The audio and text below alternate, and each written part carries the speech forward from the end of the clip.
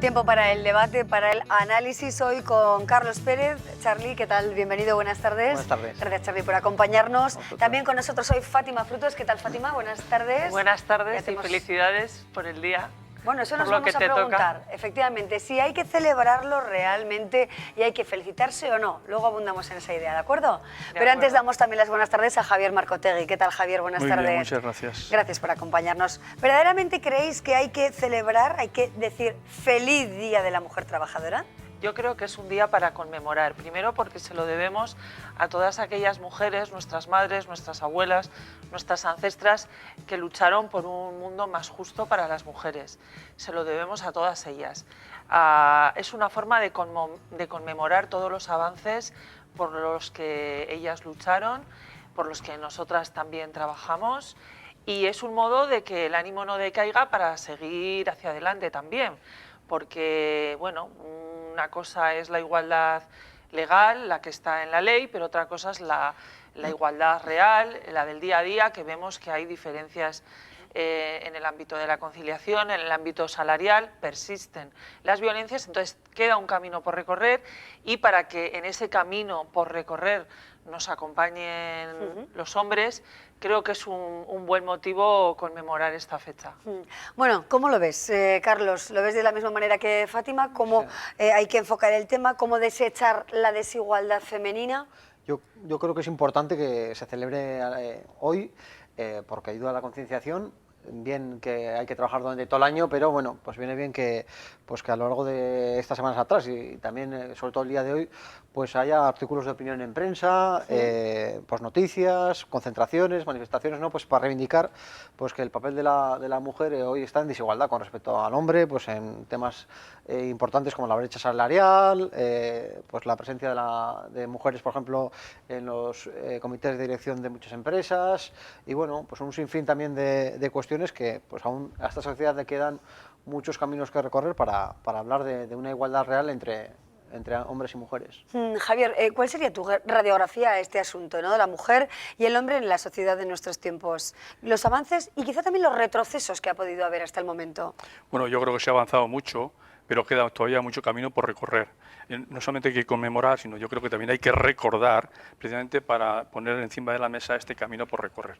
Yo tengo 4 hijos, 3 de ellas mujeres, todas trabajando. Sí. 8 nietos, 7 de ellas mujeres, que espero que se encuentren cuando lleguen a adultos, pues el camino todavía más avanzado. El problema por ejemplo, de la conciliación de la vida familiar y laboral, pues es un tema realmente complicado, complejo, que habrá que meter el diente. Yo creo que se ha metido poco el diente. Esta mañana, a las 8 de la mañana, pues llegaba a mi casa mi hija mayor y para entregarme una cosa, y lo que me decía es que iba nerviosa, ansiosa e inquieta, porque, claro, es su vida laboral, más lo que le exigen sus 3 hijas, tiene 3 hijas, pues hace que esté con ansiedad. Y su marido le ayuda muchísimo, eso es la verdad, pero el camino por recorrer es tremendo. Sí. Bueno, ¿qué términos hay que desechar, creéis, y en los que hoy podemos abundar, ya que es el día, ¿no?, en cuestión, aunque siempre estamos en esa línea, menos aquí en este programa, ¿no? ¿Qué términos hay que desechar? ¿Qué conductas intolerantes también hay que erradicar o a las que hay que decir no hoy, mañana, pasado y siempre, Fátima? Términos y hechos, ¿no? Cuando hablamos del trabajo que hay dentro del hogar, hay que hablar de corresponsabilidad, de que tanto el hombre y la mujer tienen que ser corresponsables de las tareas del hogar y de la coeducación de los niños y de las niñas. No puede ser que las estadísticas a día de hoy, en pleno siglo XXI, digan que las mujeres trabajamos 4 horas más en el hogar que los varones. Es que esto no puede ser, porque esa carga excesiva de trabajo, dado que también trabajamos fuera de casa, hace que un numeroso numerosas enfermedades se ceben en nosotras por agotamiento, pues por estrés, y todo eso hay que tener en cuenta que repercute no solo en la sociedad, sino que repercute en la salud de esa mitad de la humanidad que somos las mujeres, ¿no?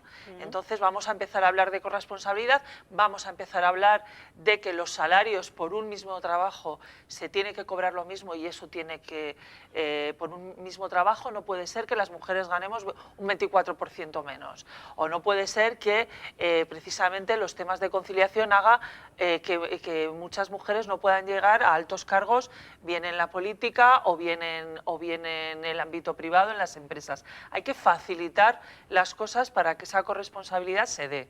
Bueno, además, hoy precisamente hablando de mujeres en puestos directivos, hemos visto cómo Navarra presenta una situación más favorable que otras comunidades, precisamente en presencia de altos cargos, ¿no? Vamos a mirar al menos de forma positiva también a este asunto, Javier. Bueno, si es así, en cierta medida. Yo lo desconocía, me alegro de que así sea, habrá que seguir avanzando, pero también hay que ser muy realistas. Sobre la mujer va a gravitar siempre un hecho que es el que va a impedir, no sé en qué porcentaje, que no se llegue a alcanzar nunca la igualdad absoluta, que es el hecho de la maternidad, ¿no? Que el hombre todavía no nos han enseñado a parir. Y entonces eso va a gravitar en sentido contrario.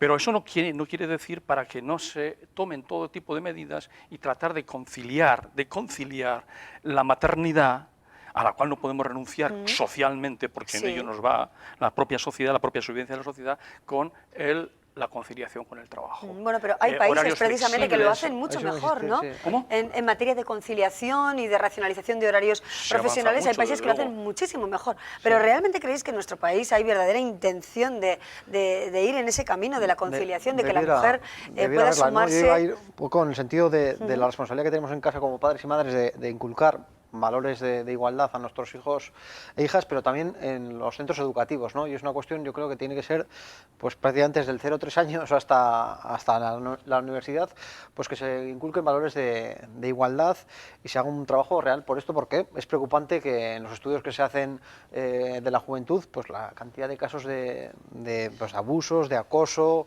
de que te mira el móvil, ¿no? Que se ve con naturalidad que, pues, que un novio le pueda mirar a la novia al WhatsApp a ver con quién se mensajea, tal, cuestiones que pues que a mí me sorprende, ¿no? Que la juventud de hoy en día pues lo dé como hechos normales, pues es preocupante, ¿no? Y indica que aunque se hayan dado pasos por la igualdad, aún hay mucho trabajo que hacer, y no solo con la gente mayor, sino con la gente joven, ¿no? Que es el futuro de esta sociedad. Entonces, bueno, pues yo creo que tiene que ser, hay que hacer mucha educación, mucha responsabilidad también, pues los medios de comunicación y bueno, pues también la clase política que haga leyes que bueno, pues que potencie o discrimine positivamente a la mujer, que algunas cosas ya se han hecho, pero yo creo que hay que incidir, y sobre todo también yo que hace 3 años dimos a luz a nuestro segundo hijo, pues yo sí que veo la necesidad de ampliar pues los plazos de los permisos por paternidad o por maternidad, ¿no? Sí, sí. Mirando a Europa nos llevan años luz en este tema, y yo creo que es una cuestión de necesidad, ¿no? Porque con tener solo pues 3 meses, o que puedas compartirlo bien la madre o el padre, yo creo que es insuficiente en esos primeros meses de vida de nuestros hijos e hijas, y yo creo que es una cuestión que hay que insistir y que hay que ampliar, ¿no? Bueno, son reivindicaciones o puntos de vista. La violencia machista también, desde luego, es otra de las grandes lacras de nuestra sociedad, y precisamente no va a menos. Desde luego, bueno, pues contamos desafortunadamente con episodios terribles en nuestro país, ¿no? ¿Qué mirada le podemos hacer o echar, ¿no? Valga la expresión, a esta lacra de nuestra sociedad? Tenemos que saber que la violencia de género es la manifestación máxima de la desigualdad existente, y que todo lo que sea trabajar en favor de la igualdad es hacer prevención para que esa violencia acabe por desterrarse.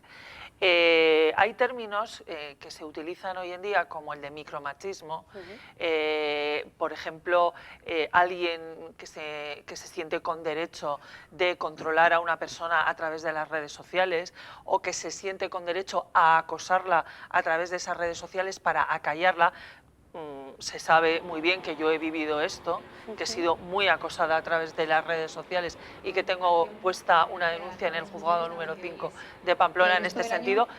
Que a eso se le llame micromachismo cuando está provocando unos problemas terribles, vamos, esto hay que desterrarlo educativamente, pero no solo educación en las aulas, sino educación en las casas de cómo nuestros hijos e hijas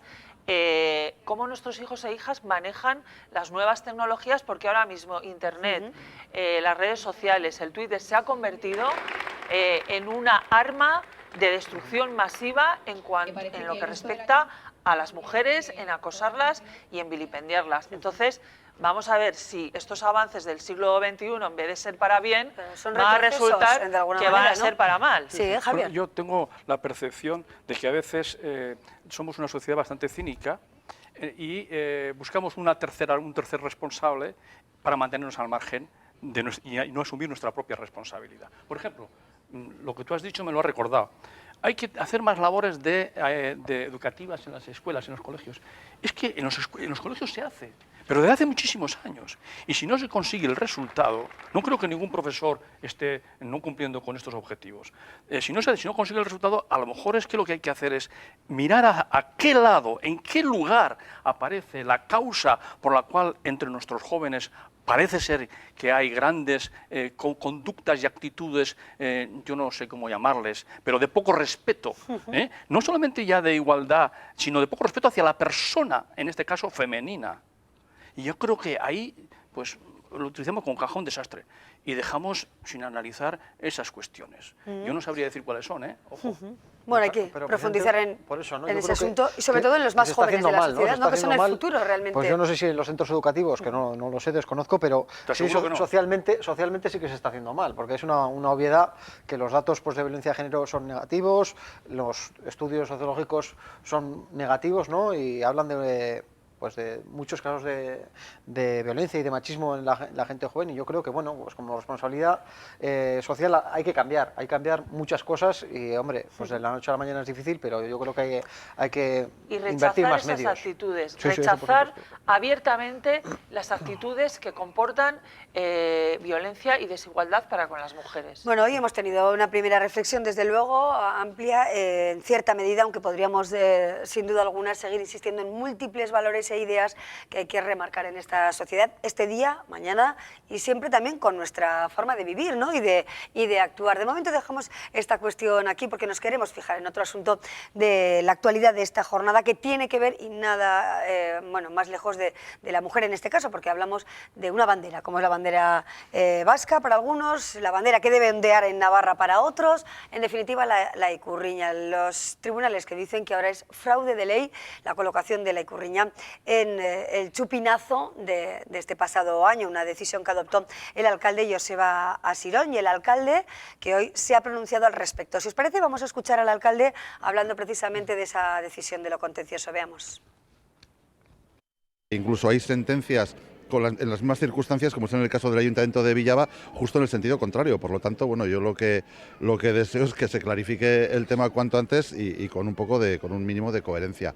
Y luego yo creo que realmente el problema que subyace aquí, no lo podemos olvidar, es el de una ley, la Ley de Símbolos de Navarra, que fue creada ex profeso para perseguir a la ikurriña y para que no pueda ser colocada en aquellos ayuntamientos donde los plenos municipales así lo decidan. Yo creo que eso es el verdadero problema de fondo y el marco legal que urge cambiar.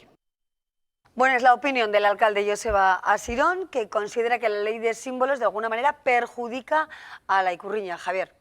Bueno, este debate a mí me ha hecho recordar lo que me enseñó un profesor mío sobre derecho civil, hablando del derecho de familia, y se me quedó muy grabado. El derecho de familia surge cuando la familia está rota. Impactante. Yo creo que lo importante es que las leyes no tengan que resolver este tipo de cosas. Que una ley tenga que decir que un alcalde o un ayuntamiento no puede poner en el balcón la enseña de otra comunidad autónoma, a mí me produce mucha tristeza, porque va de suyo, va de cajón, que sea así. No debería haber ninguna norma, sino que sencillamente la racionalidad de nuestras autoridades deberían entenderlo, que no se puede proceder como ha procedido el alcalde de Pamplona. Me produce muchísima tristeza. Carlos, ¿es así o bueno, la idea, ¿no?, de que existe un sentimiento más amplio, más complejo, podríamos decirlo, en Navarra, ampara de alguna manera una decisión adoptada unilateralmente, en este caso, por el alcalde de la ciudad? Sí, lo ha expresado el alcalde de Asirón, que bueno, hay otras sentencias judiciales, que, por ejemplo, del Ayuntamiento de Villava, donde pues, se da la razón y no se colocó la ikurriña y en principio era perfectamente legal según los jueces. En el caso de Pamplona, pues parece ser que no, y ha dicho Asirón también que bueno, pues se respeta la mayoría municipal del Pleno. Yo creo que ahí cometió un error, se precipitó en su día Asirón.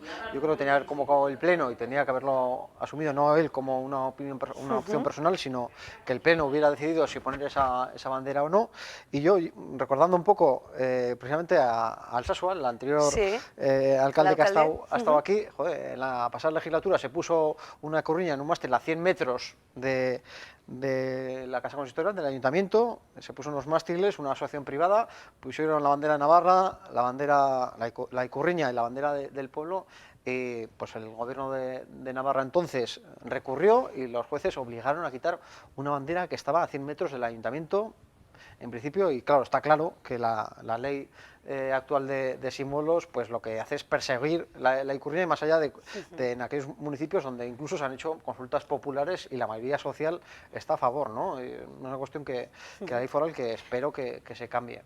Es necesaria la ley foral de símbolos, es necesaria. La modificación tendría que ser prescindible, como apuntaba Javier Marcotegui. ¿Es objetivo prioritario ahora mismo este debate? Fátima, ¿cómo lo ves? Lo que es necesaria es la convivencia. Eso es lo que es necesario, y las leyes tienen que contribuir a que esa convivencia no genere agresividad, a que la convivencia se dé de forma efectiva y pacífica. Hay muchas personas, como es mi caso, que somos vascas, que vivimos en Navarra desde hace muchísimos años y que sentimos tan nuestra la ikurriña como la bandera navarra. A mí que no me toquen la bandera navarra, la roja con cadenas, y que no me toquen la ikurriña. Y puestos a decir que no me toquen la bandera de El Salvador, que no me toquen la bandera española, que no me toquen la bandera de Europa. Las personas estamos hechas de una multiplicidad de sentires con respecto a los símbolos. Símbolos que tienen un ámbito institucional que hay que respetar, pero que también ocupan un ámbito emocional, un ámbito que tiene que ver con nuestros sentimientos y con nuestra identidad. Por tanto, las leyes lo que tienen que hacer es facilitar que no haya un conflicto entre lo emocional, lo identitario, lo sentimental y lo institucional. ¿Pero está la ley para eso o no? Pero Fátima, la ley no te prohíbe que tú en tu casa, en el balcón de tu casa, cuelgues la ikurriña y así te sientes emocionalmente satisfecha. Lo que prohíbe es que en la institución genuinamente navarra esté la bandera de otra comunidad extraña.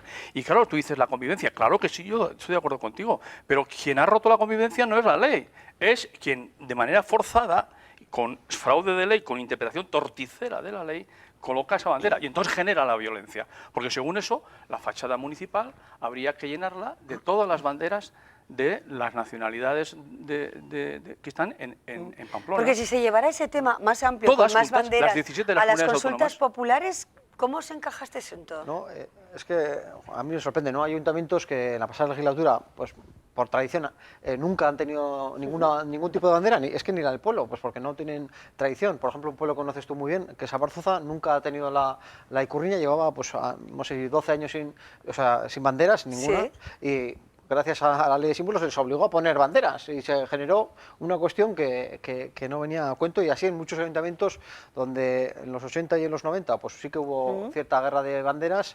¿Y no sería esta una decisión como la de Abarzuza, de prescindir de las banderas, una solución en pro de la convivencia o no? Yo creo que, joder, si en un pueblo como el de Villava hay una consulta y se decide poner la ikurriña y otras banderas, ¿por qué no? Yo creo que nos tenemos que fijar en el país vecino, municipal? Que cuando vamos a Hendaya a la playa o cuando vamos a pasear por Biarritz, pues ahí tienes el Hotel de Ville, el ayuntamiento, con la ikurriña, con la bandera francesa, con las landas, con todo lo que haga falta. ¿Por qué? ¿Por qué? Pues porque gran parte de las personas que viven en Biarritz, que han nacido en Biarritz, que se han criado, que trabajan en Biarritz, se sienten vascos. Y entonces no tienen ningún problema en el Estado europeo más centralista que existe, no tienen ningún problema en el Hotel de Villaverde tener la ikurriña, porque lo ven como algo cercano a los sentimientos del pueblo que vive en esa tierra. Pero hablamos de un hotel y no hablamos de un ayuntamiento. En este caso, tomamos como esa misma ejemplo, institución. serviría de alguna manera, ¿no? Pero Hace las mismas funciones, funciones. en el municipio. Sí, sí, sí. Pero en Francia la ikurriña no tiene ese componente político que tiene aquí, precisamente porque es un Estado centralista y seguramente las autoridades de París le darían un mandoble a cualquiera que quisiera darle ese contenido político. Porque no, fíjate lo que ha sucedido con Córcega, que el presidente de Córcega, que es un poco, no sé cómo llamarles, independentista, autonomista, se le ocurrió levantar el dedo, pues por poco que se lo cortaron, inmediatamente al renglón siguiente. O sea que ahí hay un componente de cultura nada más, mientras que aquí es un componente político y esa es la dificultad. Y en relación con lo que tú dices de consultar a los ciudadanos, a mí ese argumento no me sirve, porque que me consulten si yo quiero pagar tasas, las tasas municipales. No, pero, que me lo consulten. Que lo pongan a consulta, a ver qué le pasa a las tasas de municipales. Y de convivencia. Al final, si hay polémica con las banderas, como es obvio que en muchos ayuntamientos los hay, pues igual en Fustiñana o en Riaforda pues no hay ningún problema, porque todo el mundo tiene claro cuál tiene que ser, o la mayoría del pueblo, pues si tiene que ondear la bandera española, la del pueblo, la europea, y otras más, pues bienvenidas sean, pero si hay ayuntamientos, y así consta socialmente, pues desde Goizueta hasta Villava, hasta Alsasua, que la mayoría, el sentir de la mayoría del municipio quieren que ondeen en una cuestión de sentimiento, pues la bandera que es la ikurriña, pues yo no veo ningún problema para que ondee.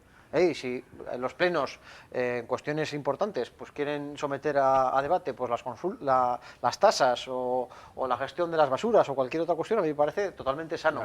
Totalmente sano. Porque no olvidemos que la ikurriña trasciende el ámbito institucional. La ikurriña simbólicamente es la bandera del pueblo vasco y que yo sepa, los vascones estaban en Navarra. Con lo cual, es decir, vamos a tocar el ámbito institucional, como no, y hay que legislar, como no, pero recordemos también el tema simbólico, que no solo estamos hablando de instituciones, que estamos hablando de un pueblo que está en distintas tierras. Sí, pero habrá personas que no lo consideran así o que no lo viven de la misma manera y que por tanto quizá pues la ikurriña consideran que no es su bandera y que por tanto les sobra. Ya. Porque Oye, también puede haber ese sentimiento en Navarra y existe, ¿no? No confundamos, Fátima, el concepto antiguo de vascón con el concepto moderno de vasco, que no tiene nada que ver. Porque eso nos llevaría a hablar de autrigones, de caristios y bárdulos, que son las razas que colonizan o de donde proceden los pobladores de esas tres provincias que actualmente llamamos vascas. Mientras que los vascones, yo me siento vascón, es otra cosa, distinta, absolutamente distinta. Nada tiene que ver con lo vasco. Bueno, llegamos hasta aquí. Sí, Carlos, el idioma brevemente. tendrá que ver. Es que hablemos del idioma. Sobre historia podríamos hablar Porque sobre, el idioma sobre los pueblos. vascuence ha desaparecido. En su lugar está una cosa que se ha inventado que se llama batúa. ¿Dónde está el roncalés? ¿Dónde está el bastanés? ¿Dónde están los diferentes dialectos de que estaban en los múltiples valles de Pero Guipúzcoa? agradecemos al Batúa, Ese era el euskera. Agradecemos al Batúa el que haya hecho sobrevivir la esencia de ese vascuence del que tú hablas, o nos dedicamos a dejar abandonado todo ese patrimonio lingüístico y no intentamos unificar para que a través de los siglos esa cultura perviva. Claro, pero el Batúa no hay que denostarlo porque hay que verlo como una herramienta de supervivencia de un patrimonio cultural y lingüístico. Pero el Batúa ha machacado al euskera de verdad. Ya no existe el roncales. Yo tengo una vecina que es euskera de la zona de la Uzama. En una ocasión le di a leer para que me lo tradujera, porque yo lo desconocía, un libro de Batúa y me lo devolvió a los 5 minutos. Digo, no lo entiendo. Carlos. Yo, volviendo al tema de la ley de símbolos y de la ikurriña, a mí lo que me pido de una ley es que dé derechos, que no los quite, ¿no? Y en este sentido yo creo que la actual ley de símbolos pues cercena derechos y al menos lo que se ha leído de lo que va a hacer el nuevo gobierno es una ley que amplíe esos derechos, que si los ayuntamientos quieren tener una bandera determinada u otra, pues lo puedan hacer según las mayorías de los plenos. Bueno, de momento lo dejamos ahí con dos temas importantes para el mundo y para Navarra muy especialmente, ¿no? Fátima Frutos, muchísimas gracias por acompañaros, un placer de verdad. Encantada. Gracias, Javier Marcotegui, un placer como siempre. Ha sido una que delicia nos acompañéis. este debate. Gracias, de verdad, Carlos Pérez, Charly, Muchas muchas gracias. Un Gracias. placer contar con vosotros en nuestro programa con tantas ideas diversas y además con buena argumentación de fondo. Hacemos una breve pausa y luego les hablamos del cerebro.